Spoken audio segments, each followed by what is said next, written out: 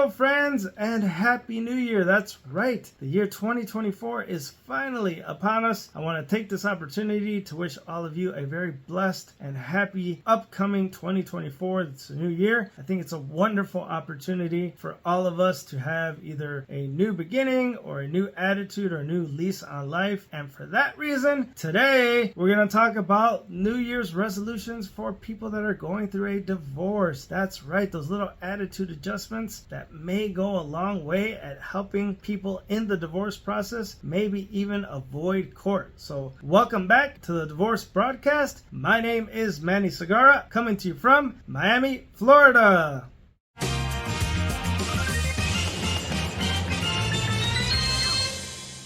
Alright, so as I mentioned in the intro, today we're going to discuss New Year's resolutions for people that are going through a divorce process. As some of you may know, the divorce process can be nasty and aggravating and very acrimonious. So let's see what we can do in the new year to try to tone some of that down and navigate through the process, starting with self-care. That's right, that's a big one. I have it as the first one because it's so important for all of us to take care of ourselves. Some examples of self-care: therapy and counseling. As all of you who watch the show know, I'm a big proponent of mental health counseling for people that are going through the divorce process. One of the things that individual counseling can provide a person is coping skills. That's right, the skills necessary to deal with the emotional and the psychological issues that come up during the divorce process. In addition to this, the therapist offers an objective perspective to each person's problem. And sometimes when they speak to their family or their friends, they may get a biased opinion about their spouse, or maybe their friends don't want to talk to them anymore because they keep talking about the same thing. So therapy allows for a springboard for someone to go and talk to a therapist and hear an objective opinion about how to maybe resolve or deal with some of these issues. Individual counseling and therapy also allows for grief and loss support, where people oftentimes fail to acknowledge is that a divorce is like a loss of a relationship. But unfortunately, people don't see it that way except for the person that's going through the divorce. There's a grieving process that is similar to when someone passes away, and a therapist and an individual counselor can help guide the person going through the divorce process through that grieving. In addition to this,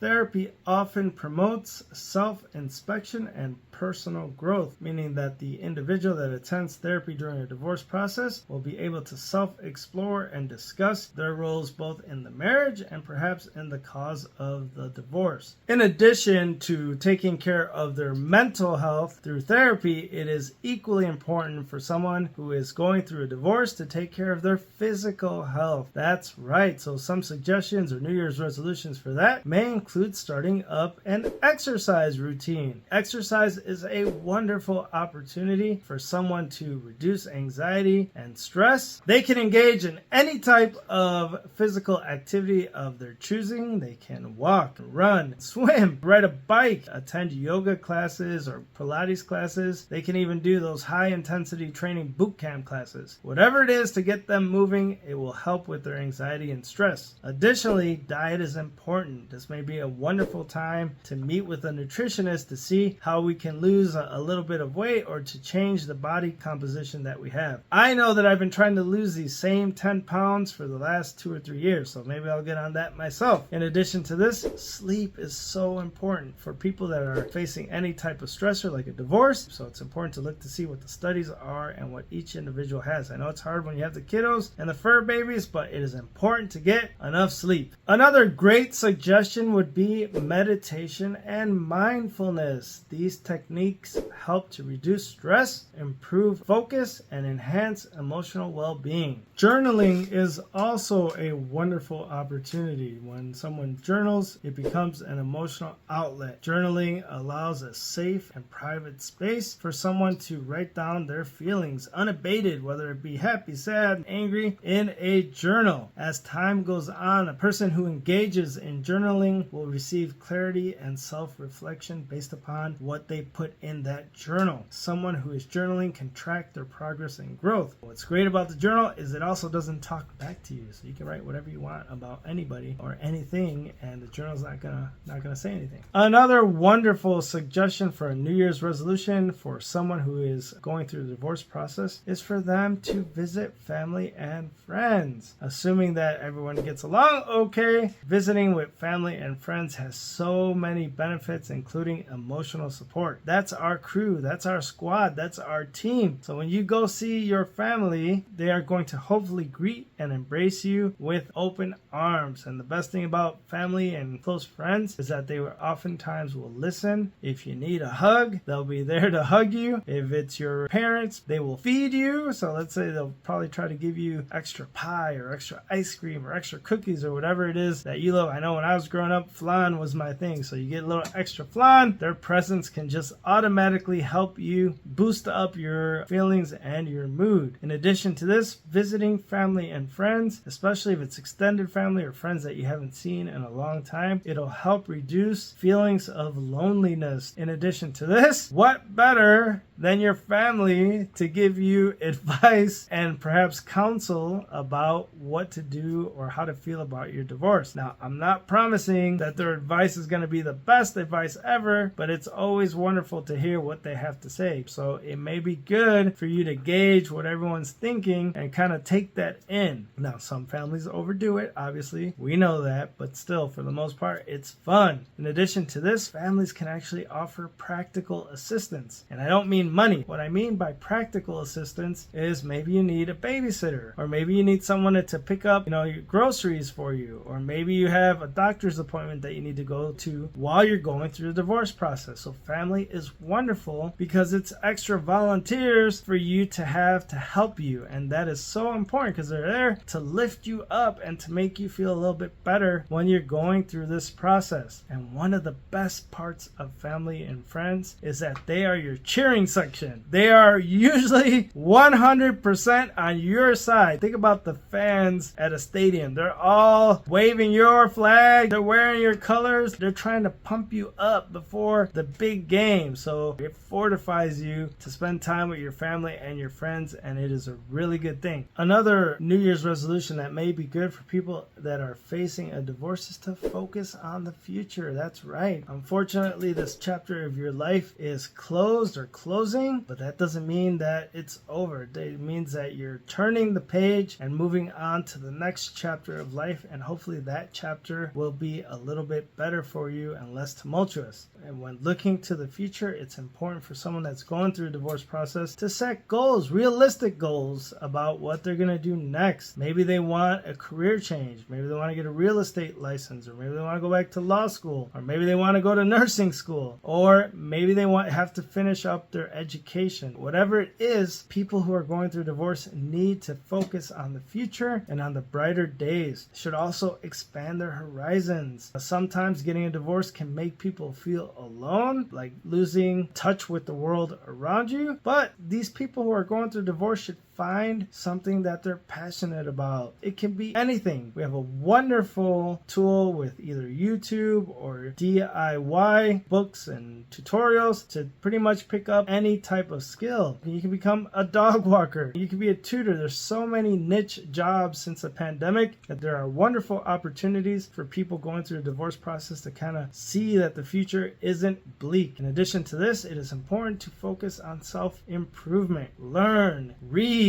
view documentaries, do whatever it takes for that person to try to improve themselves so that when they reach the end of the divorce tunnel and they come out of it, they'll be better for it. A very significant and important New Year's resolution for people going through a divorce process is for them to stay on top of their finances. In a lot of marriages, one person is kind of in charge of the finances and the other person doesn't know as much. So it is important if that person who doesn't know as much about the finances for them to start getting educated about it, to make financial goals, to figure out how to address and deal with debt management, how to manage liabilities, investment opportunities, financial security, including emergency plans and saving plans and things of that nature. Retirement planning is huge. Taking a look to see how 401ks work and how IRAs work, and if there's any type of pension plan, how that works, or maybe there's investment real estate. These are all things that people can start researching and trying to become more familiar with, because if you are able to stay on your finances post-divorce, it is peace of mind, and it shows that there is a light at the end of the tunnel. Up next is a New Year's resolution that some people who are going through divorce, they may not want to hear, because it has to do with letting go of the anger that they have towards their soon-to-be ex-spouse. In other words, moving forward boldly into the new year rather than holding on to that anger. It is so important for a person's emotional well-being to let go of it, because it can have such a draining effect on a person's mental health. The Amish have a saying that bitterness corrodes the container that it's in, and that is so true. There are a lot of studies that indicate that anger and stress can have an effect on a person's cardiac function, their immune system, as well as their sleep. Also, by letting go of the anger and the animosity, you will be a person who radiates positive energy. I'm a huge believer in picking up on people's positive and negative vibes. I think it is so apparent when someone shows up and they are so negative and bitter. You can just feel it off of them. Don't be that person. Plus, by letting go of that anger, you as a person can grow both emotionally and be in a better position to succeed in the next relationships after the divorce. So as the song goes, let all of that anger and blame and resentment go as we march into 2024. Okay, up next, for those of you that have the kiddos, that have children, maybe a resolution for this new year will be to invest time with the children. Nothing is more wonderful than to have quality time, meaning engaging in activities that they enjoy, listening to them, and to be present is so important. In addition to this, establishing routines is important. That way the children, they kind of know what to expect as the year goes on. And one of the most important things that you as a parent can do is keeping your promises. Children trust in that relationship, so be careful in what you promise, because you're probably going to be held accountable if you don't deliver. In addition to this, I am a huge fan of celebrating milestones. So I'm not just talking about birthdays and graduations. I'm talking about if someone hits a home run at a Little League game, or if someone is a ballerina and they make that jump, if someone gets picked to be in the play,